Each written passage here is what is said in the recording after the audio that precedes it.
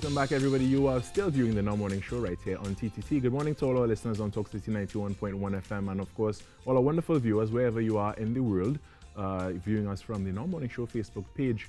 And we see so many viewers from different places. Sometimes they chime in and tell us where they're from. I saw just 2 days ago there was someone from Brooklyn in the house. In the house. Nice. We sometimes have people all the way in Singapore and Australia, Japan even sometimes. Yeah. I think I saw somebody from New Zealand once. Yeah, that's well, at right. least they were in New Zealand watching. Yeah. I don't know if they're from New Zealand, if they're from Trinidad, wherever they're from. We welcome everybody. Yeah, that's right. I'm happy that they're viewing. And as we go through all these topics this morning, the biggest topic is that of the Black Lives Matter movement and the protests going on all around the world, but no more so than in the U.S., where you were seeing, as we were chatting earlier, in all 50 states. Yeah. And it's interesting because it's all, it's like people are thinking it's all based on this one case. Right. And it's really not. That was just the straw that broke the camel's back, that people have been, in their different corners and their varying corners, and they've been fighting this battle internally, and now it's just exploded in a way that cannot be contained. And I don't necessarily know that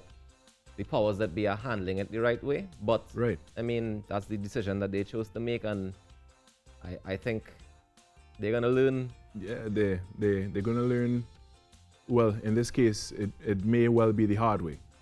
We have seen that Barack Obama and former defense, the U.S., the former defense secretary, they made statements yesterday as well, and there was actually a very scathing remarks made by the former defense secretary there, from him about Donald Trump. Yeah, a lot of the people that are in actual action positions in the government, they're not necessarily supporting the moves that he wants to make. Yeah, that's right. But let's take a chat with some people who are actually on the ground there. Well, Fern Chase is actually on the ground in Atlanta, and she's on the line with us. Also, right here in Trinidad, Joe Wheeler is going to join us as well for this conversation. So good morning, ladies. Joe and Fern, good morning. Good morning. Good morning. How are you guys doing this morning? This morning, well, glad to be alive and Black in America. Yeah. So, Fern, can you give me a sense of what's going on the ground right now in Atlanta? Well, the energy of the place, it's high. It's filled with anger. It's filled with rage. All embodied, of course, in peaceful protest. The people are fed up, and they've had more than enough, and being on the ground, covering the protest, and also doing an interview with one of the activists. I mean, the young man's entire body, when he was speaking, was shaking, like vibrating high. And this is against the backdrop of rows of military personnel in shields and all their guards and guns. And all these folks are screaming and shouting and begging and asking is, don't kill us. And this is just after the crowd leaving Mid-Atlanta to come back to downtown Atlanta, Centennial Park. So by this time, after that speech was made, that is when emotions erupted, not from the peaceful protesters, or should I say, demonstrators. Fern, can you tell me if in any way the arresting of the charges laid against the officers in question with regards to the George Floyd case, has that affected the protesters and the protesting in any way? Absolutely, it escalated. It escalated. The anger escalated. The verbiage escalated. The delivery of their speeches and their narratives escalated. And you're seeing it, the thing is, it's being recorded. Everything is being recorded now. Yeah. But I mean, the fact that they arrested and charged the officers in question, has that affected the protesters in any way? First of of all, some of them are relieved because they're saying finally and about time. Yet at the same time, and on the cusp of that, you have them saying, why did it take so long? Right.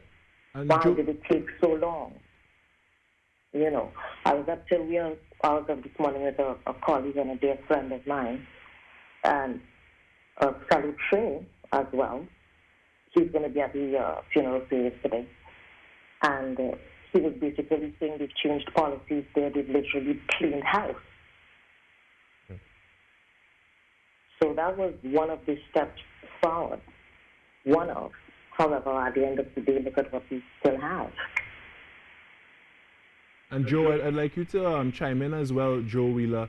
There, from your perspective and your observations, what have you seen, and what do you think is, really the effect that is having, not only for black people in America, but black people the world over? Well, as you can see, the world is standing with black people in America. All over the world, people are protesting in solidarity because it's quite obvious, what's going on. And thank God for the advent of technology that we have proof, like she was saying, that now you can see what we've been seeing and experiencing, since, almost the beginning of time. And in reference to the arrest, had it happened maybe 8 days ago, I think the country wouldn't be in the condition that it was in. But after some conversations last night, it's almost like it took you so long to make those arrests, like you preferred to arrest thousands and thousands of protesters when you could have arrested 4 people 10 days ago. Yep. So now it's beyond reaping what you're sow. It's twofold. So then I want to know what next? Where do we go from here? What is the next course of action? What is the next step to finding that justice, to finding that peace? What is the next step? How do we create that place of equality? It's so many components to that question. That's just not a one-answer question. The arrest is a start. I think one of the first things that has to be done is America has to admit that there's systematic racism. They have to admit that there's white privilege before you can even start the process from there. It's like, I used this analogy yesterday, it's like alcoholism. The first step is admitting it, right? Right. You can't get help till you admit you have a problem. And you have to admit that systematic racism has existed as long as our existence in America. And that white privilege is part of that. Once you do that, then maybe you can start to move forward. But the system has to fall. That entire structure can no longer stand. It has to be rebuilt. Hopefully in these communities that have been burned out, hopefully people who care about those communities will invest in them and buy that property and rebuild and help small business or minority ownerships as opposed to big business coming in and gentrifying those neighborhoods. I also think economic power and divesting is a big part of that too. It's where you spend your money. Yeah. Fern, I would like you to chime in on the same question, actually, like from where you I was stand. about to as well. Here are the facts, all right? Black America alone, with its $2 trillion US spending power, can switch that to $2 trillion in investment power. Not just that, Atlanta is 70% of online transactions of America and the countries. We've got the only black president of a Federal Reserve Bank here in Atlanta. The keys change. Change. And here's the fact, the Caribbean diaspora is concentrated alone in the east coast of the USA from Boston to Miami, and a major catalyst as well in that $2.3 trillion global creative economy ruled by black and brown America. 400 years are up. It is what it is. Out of chaos comes order. Indeed. And I want to wish you all the best on the ground there, Fern. And we are in solidarity with you here in Trinidad and Tobago, and thank you. across the world as well. And I want to thank you as well, Joe Wheeler, for joining us this morning and sharing information with us. And we will continue to Thank you. to support. Stay safe out there, sis. Yeah. Definitely will be. Thanks a lot. All right. And y'all, thanks for the solidarity, thanks for the love. And Always. yeah.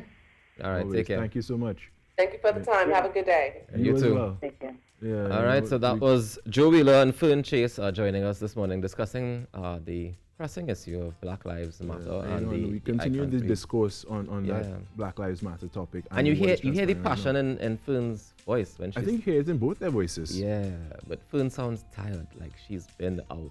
Yeah, every night because you protesting. do hear that degree of angst. Yeah. Because she would have witnessed so many incidents that would have transpired on the ground there in Atlanta. One of the with things that she protests. said that really resonated with me just now was when she said the gentleman was talking and he was shaking because he was so angry. Yeah. And I saw a video of 3 gentlemen speaking to each other, a 40-something-year-old man, a 30-something-year-old man, and a 15-year-old boy.